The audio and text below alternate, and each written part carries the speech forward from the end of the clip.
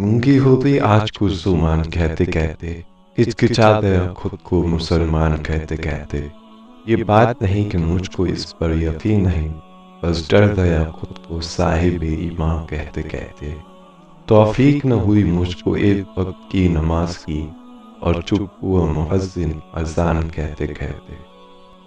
किसी काफिर ने जो पूछा है कौन सा महीना, शर्म से पानी हाथ से गिर गया रमजान कहते कहते। मेरी अलमारी में गिर से अटी किताब का जो पूछा, मैं गिर गया जमीन में कुरान कहते कहते। ये सुन के चुप्पी साध ली इकबाल उसने, ये सुन के चुप्पी साध ली इकबाल उसने। यूं लगा जैसे रुक गया वो मुझे हैवान कहते कहते।